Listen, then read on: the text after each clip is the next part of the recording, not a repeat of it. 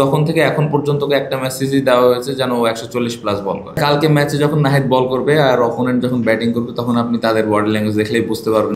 একটা vital role play করবে নাহিদ। তার কাছে আপনার চাওয়া কি থাকবে? চাওয়া এই দিক মানে এই অর্থে যে যেমন গতিময় পেসার এর আগে যারা হিস্ট্রিতে আছেন বাসমাকারা যখন নতুন আসলেন তখন তাদের কাছে ক্যাপ্টেন ইসমান চাইলেন যে শুধু জোরে বল করে আর কিছু ভাব না সেটা শোয়েব লিগ ক্ষেত্রে তাদের ক্যাপ্টেন নাহিদ অনেক ম্যাচে বোলিং করেছে আমরা দেখেছি বলতে, কিন্তু এই সময়টা আপনি ওর কাছে কি চাইবেন আসলে? আমি সবসময় ওকে ডে ওয়ান থেকে ওকে তো আমি অনেক আগে থেকে চিনি, আমার রাজশাহী ডিভিশন থেকেই খেলেছে, যখন ও কিছুই খেলেনি একাডেমিতে প্র্যাকটিস করতো তখন থেকেই চিনি। সো তখন থেকে এখন পর্যন্ত একটা মেসেজই দেওয়া হয়েছে যেন ও 140 প্লাস বল করে। সো এখন পর্যন্ত ওই মেসেজটা ক্লিয়ার এবং আমি আশা করব যে আগামীকালকে যদি ওর খেলার সুযোগ আসে তাহলে ও যেন 140 প্লাস বল করে। নাহিদের কথা বলেন, আপনি ছোটবেলা থেকেই চেনেন।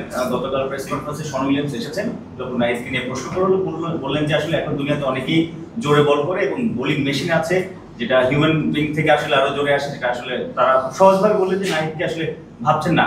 আসলে কি অত সহজ নাকি নাহিদ এক্সেপশনাল, এক্সট্রাঅর্ডিনারি?